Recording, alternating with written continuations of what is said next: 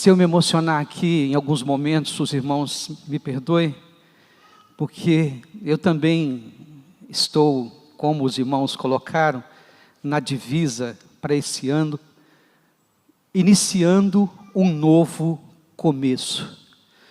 Quando o pastor Juarez me convidou para dar essa aula inaugural, que na verdade não será uma aula, mas um testemunho, ele sugeriu algumas possibilidades de tema. Eu lembro que ele me falou da inerrância da Bíblia, a fidelidade da Bíblia, a prática da Bíblia, ou um outro tema ligado à palavra de Deus. E o Espírito de Deus colocou no meu espírito o desejo de falar com vocês sobre a importância da prática da Bíblia, para aqueles que desejam vivenciar um novo começo no relacionamento com Deus, nesse ano de 2023. Por meio desse estudo, eu quero realçar a importância do contato diário e do estudo profundo da palavra de Deus, como condição sine qua non para você experimentar uma vida cristã frutífera em todos os ciclos vitais que ainda tem a viver aqui na terra. E usar o slide número 1, o seu novo começo necessita de uma nova forma de buscar a Deus. Todo começo de jornada, quando a gente quer algo especial com Deus, a gente tem que mudar a nossa forma de buscar a Deus. E eu me lembrei desse texto que sempre falou muito ao meu coração, nos momentos de busca: clama a mim e responder-te-ei, e anunciar-te-ei coisas grandes e firmes que não sabes. Há muitas coisas que vocês precisam saber e que Deus quer revelar a vocês como indivíduo e como igreja nesse ano de 2023. E vocês precisam começar um novo jeito de buscar a Deus. E eu estou trazendo aqui para vocês essa manhã uma palavra sobre esse novo jeito de buscar a Deus para ter experiências com o Senhor. O seu novo começo só é possível quando você consegue estar em Cristo Jesus. É o que diz a divisa de vocês para esse ano.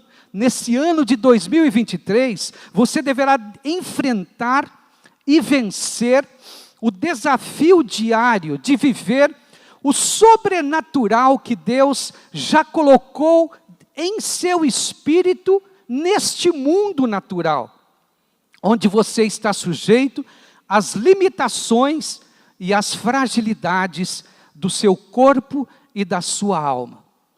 E você só consegue viver o sobrenatural de Deus na naturalidade da vida se todos os dias deste ano você se esforçar para estar em Cristo Jesus. Assim que, se alguém está em Cristo, nova criatura é. As coisas velhas já passaram, eis que tudo se fez novo.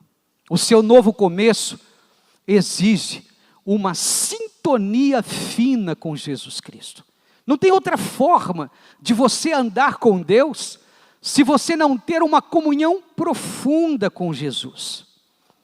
Para tudo se tornar novo no seu corpo e em sua alma, o seu espírito precisa estar 100% sintonizado em Jesus Cristo. Seu corpo e a sua alma precisa desconformar, ou seja, perder a forma deste mundo, por meio do seu espírito robustecido, renovado e fortalecido por um novo entendimento da revelação de Deus, se você realmente almeja experimentar diariamente na sua vida a boa, agradável e perfeita vontade de Deus, totalmente personalizada para você. É isso que diz Romanos capítulo 12, versículo 2. E não sede conformados com este mundo, mas sede transformados pela renovação do vosso entendimento, para que experimenteis qual seja a boa, agradável e perfeita vontade de Deus. O seu novo começo implica em uma nova entrega de vida a Jesus. A vida de Deus em você flui através da sua consagração a Ele, da separação exclusiva do seu corpo e da sua alma como altar de Deus aqui na terra. Por isso eu inverti a sequência dos versículos. Romanos 12, 1. Rogo-vos, pois, irmãos, pela compaixão de Deus, que apresenteis os vossos corpos em sacrifício vivo, santo e agradável a Deus, que é o vosso culto racional. Sem essa entrega da nossa vida a Deus, dificilmente nós experimentamos a vontade boa, agradável e perfeita que Ele tem personalizada para cada um de nós durante todos os dias desse ano de 2023. O seu novo começo necessita de clareza nas decisões a curto e a longo prazo. Você vai ter que tomar muitas decisões importantes na sua vida. E muitas dessas decisões poderão desviar você do propósito de Deus para a sua vida. E foi por isso que eu me lembrei de um texto que eu aprendi a comer, a alimentar há muito tempo atrás. Salmo 119, 105. Lâmpada para os meus pés é a tua palavra e luz para o meu caminho. A palavra de Deus é lâmpada para os teus pés, ou seja, ela te guia nas decisões importantes que você precisa tomar no seu dia a dia. Mas ela também é luz para o teu caminho. Ela te mostra as metas a médio e longo prazo, por onde você deverá passar, que você deverá alcançar ou atingir. Esse texto se tornou muito real na minha vida, quando morei em Campo Grande, Mato Grosso do Sul, entre os anos de 1998 a 2007, iniciando o Ministério de Células e o Ministério de Famílias da PIB, de Campo Grande. Nas folgas de segunda-feira, sempre dava um jeitinho de ir pescar no rio Aquidauana ou no rio Miranda. E quando o dia estava findando, pescador é fominha, quando o dia estava findando, começava a minha luta em ficar um pouco mais na barranca do rio, porque o pescador sempre tem a esperança que o melhor peixe ainda está para chegar no seu anzol. E só quando escurecia totalmente, não tinha mais como sustentar aquele otimismo desenfreado de pescador, eu começava a arrumar as traias, contrariado para voltar à cidade. Aí batia o arrependimento de não ter saído mais cedo, ainda com a luz do dia. Quando ouvia uma rã coachando insistentemente pelo caminho, pela quiçaça, sempre vinha à mente a possibilidade de pisar numa temida cobra boca de sapo, muito comum nas barrancas daqueles rios. Geralmente, no afã de sair logo para o rio, esquecia de supervisionar as traias, e na hora de usar o farolete, percebia que a pilha ou a bateria estava arriada. Nessas horas difíceis, eu sempre me lembrava deste versículo: lâmpada para os meus pés é a sua palavra. E orava com muito fervor: Deus, me ilumine, onde pisar, onde devo dar o próximo passo, me mostra que caminho devo seguir nesta quiçaça para chegar ileso onde está o carro. Em Campo Grande e em Tupã, onde eu nasci, a geografia é plana e as grandes avenidas são feitas em linha reta, sem curvas muito fechadas. Quando estava circulando pela Avenida Afonso Pena, ou pela Avenida Mato Grosso, em Campo Grande, depois de sair de uma reunião de célula, ou na Avenida Tamoios, em Tupã, voltando para minha casa, eu avistava bem longe o caminho que ainda tinha para percorrer por conta da iluminação. E aí eu me lembrava desse texto: e luz para os meus caminhos. Se você buscar a palavra de Deus diariamente, ela vai te ajudar nas decisões diárias da sua vida, mas ela vai sempre te conduzir para o propósito que Deus tem para você, para a missão que Ele te deu antes de você vir a esse mundo. O seu novo começo persiste quando você se alimenta regularmente da palavra de Deus. O slide 6. Com base nesse texto aqui de Mateus 4:3, 4:4, eu me lembro quando eu trabalhava no escritório de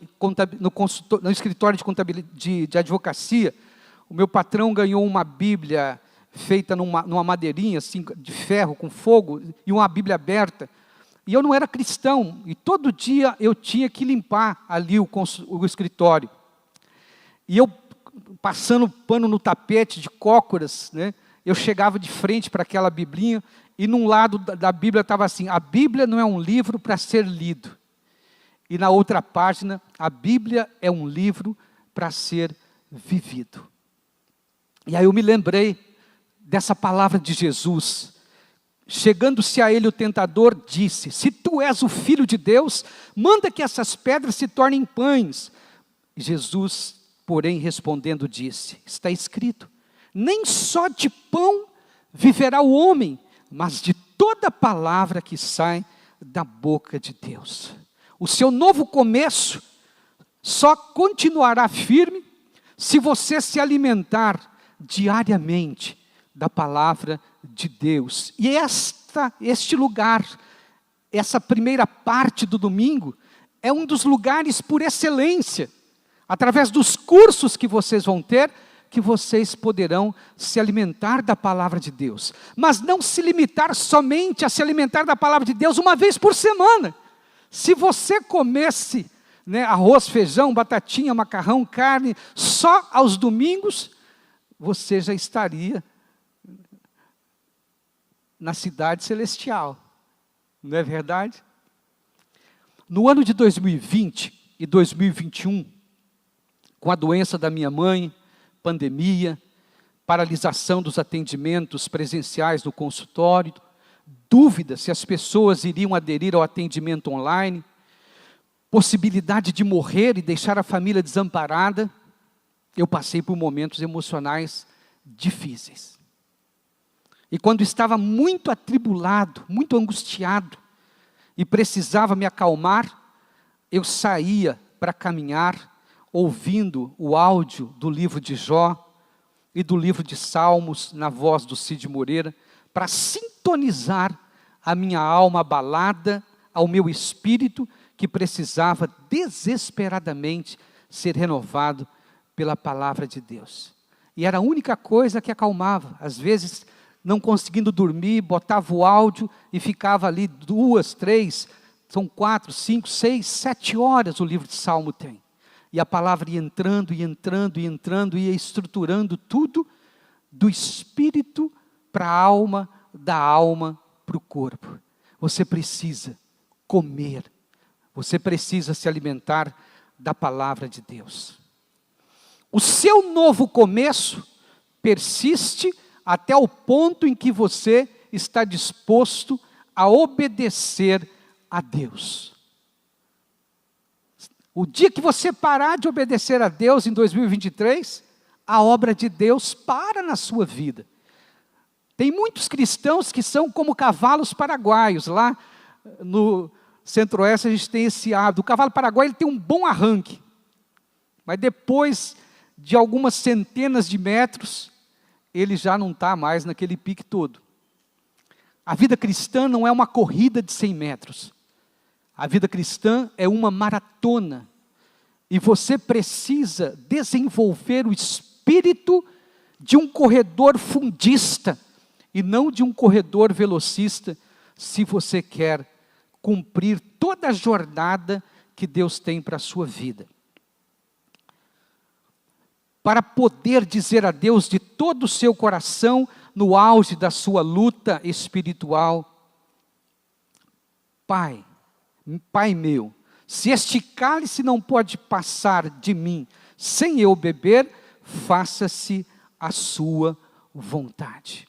Há momentos em que Deus não nos tira das provas, Ele nos faz passar por elas. E Ele quer passar conosco por meio das nossas provas, mas a gente precisa decidir passar. E para a gente passar, a gente tem que obedecer. Seu novo começo gerará frutos enquanto você permanecer ligado a Jesus, a videira verdadeira. Sem Ele, a gente não pode fazer nada. Se você quer seguir confiante por todos os quilômetros que você tem a percorrer na sua vida, nesse ano de 2023, ouça todos os dias Jesus falar com você por meio da sua palavra.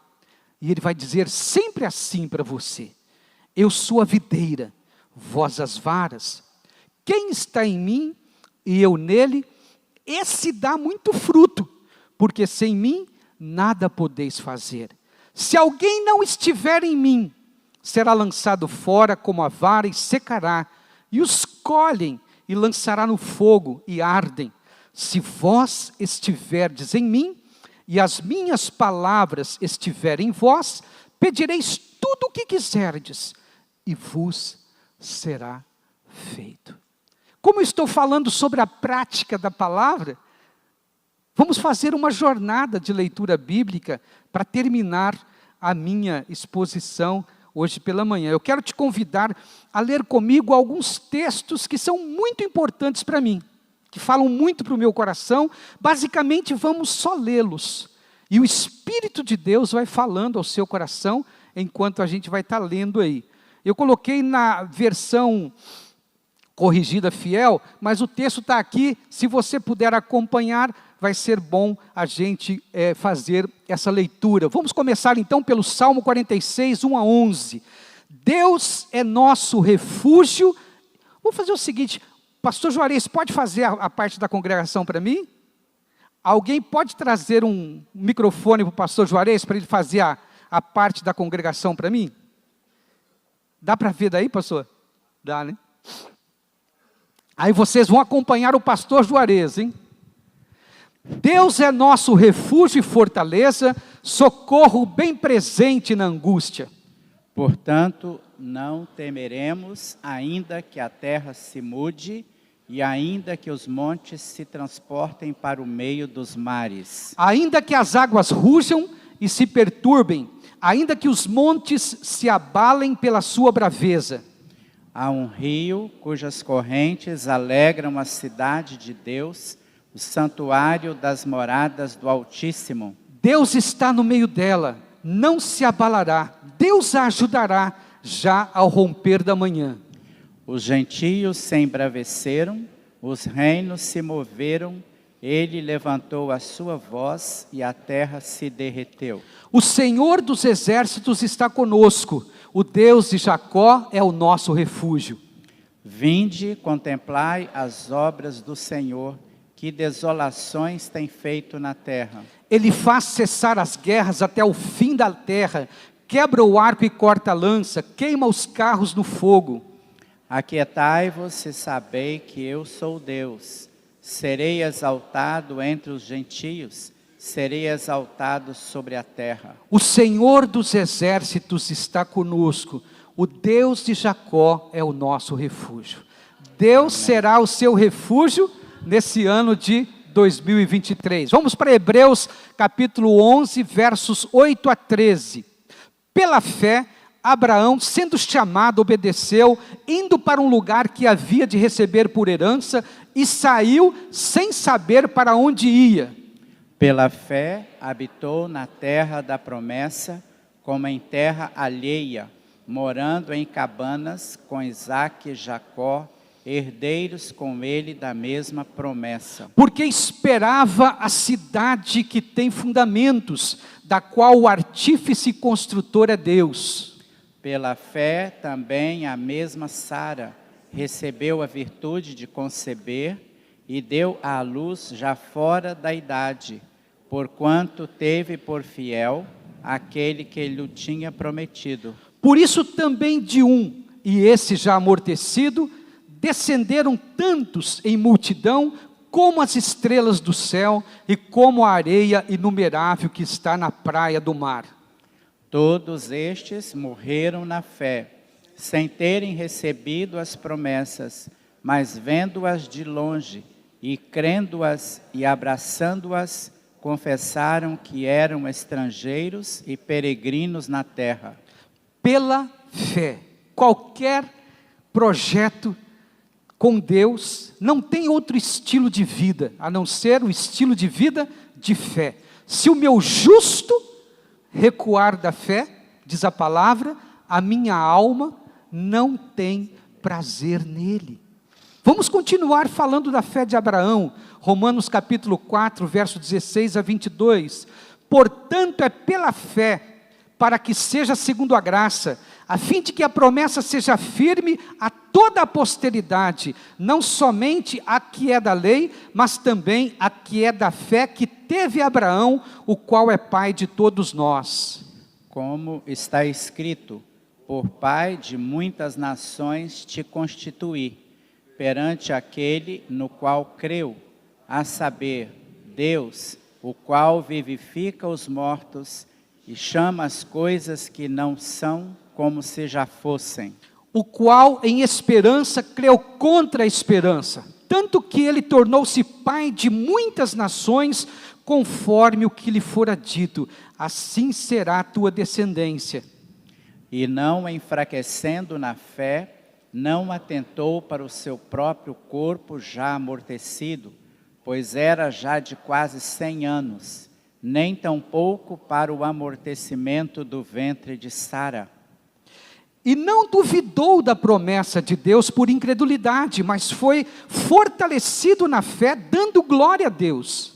E estando certíssimo de que o que ele tinha prometido, também era poderoso para o fazer. Assim, isso lhe foi também imputado como justiça. Nesse texto, eu destaco essa palavra, o qual, em esperança, creu contra a esperança. Há muitos anos, que nos momentos mais decisivos da minha vida, Deus aplica essa palavra no meu coração.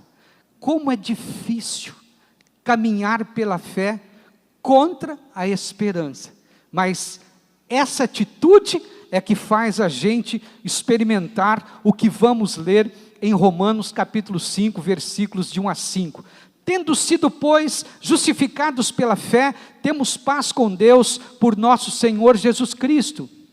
Pelo qual também temos a entrada pela fé a esta graça, na qual estamos firmes e nos gloriamos na esperança da glória de Deus. E não somente isto, mas também nos gloriamos nas tribulações, sabendo que a tribulação produz a paciência. E a paciência, a experiência, e a experiência, a esperança. E a esperança não traz confusão, porquanto o amor de Deus está derramado em nossos corações, pelo Espírito Santo que nos foi dado. Quando eu era novo convertido e li esse texto pela primeira vez, e lembrei que a vida toda eu sofria pelo alcoolismo do meu pai, eu tive muita dificuldade de entender como dar glória a Deus, como agradecer, como se alegrar no meio das tribulações. Se apegando à palavra, deixando a palavra conduzir a nossa vida. Vamos para o Salmo 119, 104, 114. Pelos teus mandamentos alcancei entendimento, por isso odeio todo falso caminho. Lâmpada para os meus pés é a tua palavra e luz para o meu caminho. Jurei e o cumprirei, que guardarei os teus justos juízos. Estou aflitíssimo, vivifica-me, ó Senhor, segundo a tua palavra. Aceita, eu te rogo, as oferendas voluntárias da minha boca, ó Senhor, ensina-me os teus juízos. A minha alma está de contínuo nas minhas mãos, todavia não me esqueço da tua lei. Os ímpios me armaram um laço, contudo não desviei dos teus preceitos. Os teus testemunhos tenho eu tomado por herança para sempre, pois são o gozo do meu coração. Inclinei o meu coração a guardar os teus estatutos para sempre até o fim. Odeio os pensamentos vãos, mas amo a tua lei. Tu és o meu refúgio e o meu escudo. Espero na tua palavra. Vamos fazer juntos? Tu és o meu refúgio e o meu escudo, espero na tua palavra. Aleluia. Foi isso que Jesus fez lá no Getsemane. Vamos para Mateus capítulo 26, 36 a 44. Então chegou Jesus com eles a um lugar chamado Getsemane e disse a seus discípulos: assentai-vos aqui, enquanto eu vou além orar. E, levando consigo Pedro e os 2 filhos de Zebedeu, começou a entristecer-se e a angustiar-se muito. Então lhes disse: a minha alma está cheia de tristeza até a morte, ficai aqui e velai comigo. E, indo um pouco mais para diante, prostrou-se sobre o seu rosto, orando e dizendo: meu Pai, se é possível, passa de mim este cálice. Todavia, não seja como eu quero, mas como tu queres. E voltando para os seus discípulos, achou-os adormecidos e disse a Pedro: então nem uma hora pudeste velar comigo? Vigiai e orai, para que não entreis em tentação. Na verdade, o espírito está pronto, mas a carne é fraca. E indo segunda vez, orou dizendo: Pai meu, se este cálice não pode passar de mim sem eu o beber, faça-se a tua vontade. E, voltando, achou-os outra vez adormecidos, porque os seus olhos estavam pesados. E deixando-os de novo, foi orar pela terceira vez, dizendo as mesmas palavras. Todas as vezes que eu leio esse texto, eu fico impactado por essa verdade. Nem Jesus foi livrado das provas. Deus não promete sempre nos tirar das provas, mas Ele promete estar conosco nas provas. Muitas vezes a gente pensa que orar é mudar o coração de Deus. Na verdade não. Orar é conformar a sua vontade à vontade de Deus. Por isso Jesus ensinou: Pai nosso que estás no céu, seja feita a tua vontade, aqui na terra como no céu. É fácil estar em comunhão com Deus quando tudo vai bem. É muito difícil conseguir essa comunhão no meio das provas. Este cálice não pode passar sem que eu beba. Não desejo isso a você, mas provavelmente, em algum momento, você vai chegar perto dessa experiência. Faça-se a tua vontade, Senhor. E para a gente fechar, vamos para João capítulo 2, verso de 1 a 11.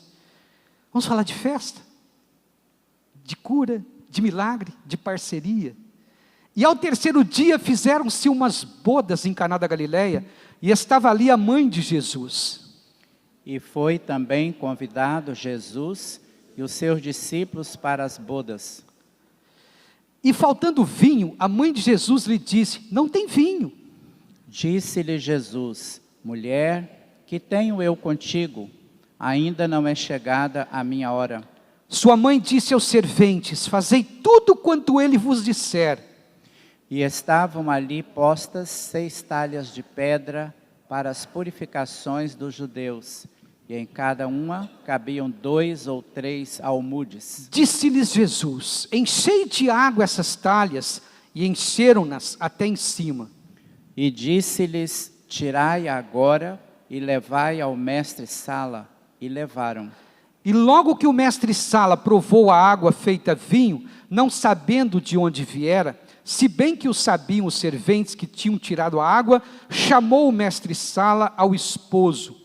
E disse-lhe: todo homem põe primeiro o vinho bom, e, quando tem bebido bem, então o inferior. Mas tu guardaste até agora o bom vinho. Jesus principiou assim os seus sinais em Caná da Galileia, e manifestou a sua glória, e os seus discípulos creram nele. O milagre tem sempre um lado humano, E muitas vezes, Deus fica impossibilitado de fazer o lado divino, porque a gente não faz o lado humano. Em muitos momentos desse ano de 2023, deste novo começo da igreja, e deste novo começo de cada um de vocês, Jesus pedirá para vocês encherem as talhas de água. A Bíblia é uma experiência. Eu estou chamando você para, acima de qualquer outra relação nesse ano de 2023, ter uma relação com a palavra de Deus. Se tornar num cristão logocêntrico.